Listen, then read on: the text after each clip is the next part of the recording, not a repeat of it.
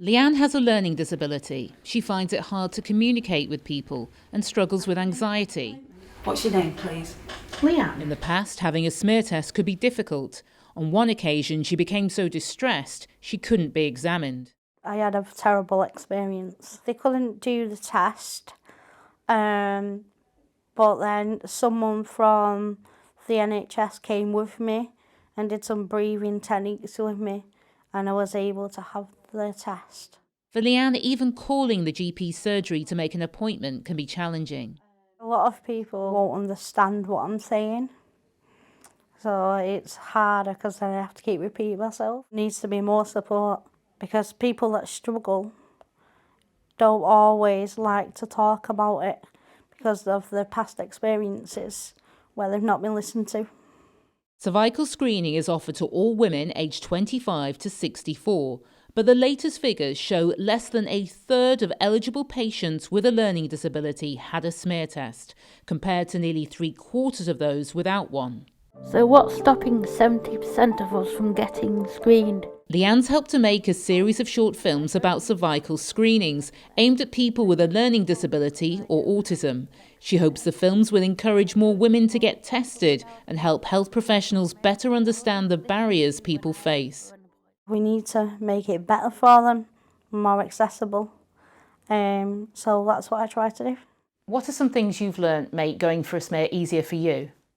So having the right support with me. So it's like with the bright lights, I didn't know that was an option, that I could actually say that they're too bright and stuff like that. I was scared to say as well. I also learnt that if I don't feel comfortable with anything, I can put a sign up saying stop.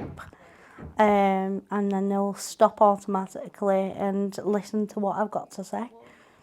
So the speculum then, once it's inside the woman, all we're doing is we're taking a very small brush and we insert the brush into the speculum, round into the woman's womb, and then we take samples, and what we're looking for is the HPV virus. Carol features in the films too. She's been a nurse for 30 years and wants to highlight the health inequalities patients with learning disabilities often experience. Lots of people with learning disabilities have problems with health literacy, understanding what the appointment is, often not having an understanding around what a cervical screening actually is and what that's about. We want people to be tested. We don't want people to die of unnecessarily and unavoidable deaths, which is happening. And all we ask is for reasonable adjustments to be made. And they wanted to tell professionals, please help us to make an appointment. Please help us to understand what a cervical smear is. Help us to understand information. Make extra time for us. These are the key messages. So we know that by giving extra time, by offering that patience and kindness and warmness, engaging with the women will help them understand a little bit more about the actual treatment, and offering them additional support, it makes lots of difference to people, and we know that they will come back. That's she speaking? Yes. Emily's 47, she's autistic and has a learning disability. When she was asked to go for her first smear, she didn't know what it was, a memory she shares in one of the films.